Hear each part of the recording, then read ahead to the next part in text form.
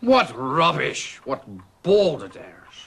You must have read something terribly disturbing, Watson, for you to be so overwrought this early in the morning. Indeed, Holmes. It's irresponsible of the Times to play upon people's superstitions. Ah, you must be referring to the affair of the mummy's curse. Has the entire city in an uproar. 3 men dead, and they expect us to believe that the 4,000-year-old mummy was the murderer. I'm surprised you haven't taken some interest in this case, Holmes. To the contrary, my dear Watson.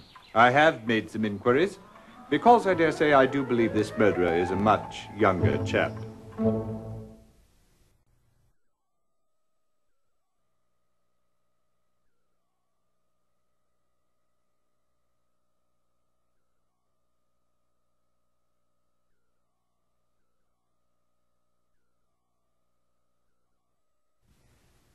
Pettigrew wrote this book over 50 years ago, and there's still nothing better on the subject. Fascinating. Just fascinating.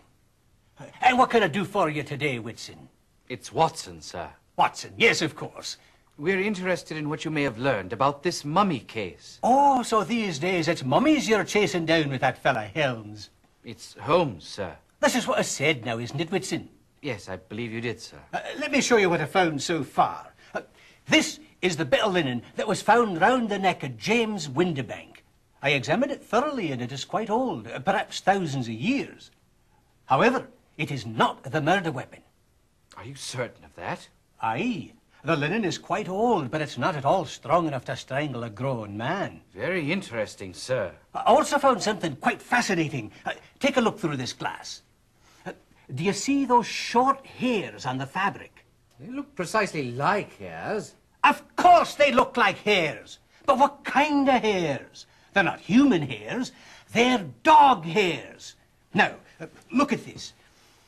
This piece of linen was found round the neck of the victim on board the ship. The fellow's name was Leatherby or something. It is also quite old, and on it I found more hairs. More dog hairs? No, my dear man, monkey hairs. I've not yet been able to identify the precise species, but it's just extraordinary, isn't it? Quite. But what do you think it all means? Well, I'm not the sort who likes to jump to conclusions, Whitson. But I can assure you that neither of these bandages were the murder weapons.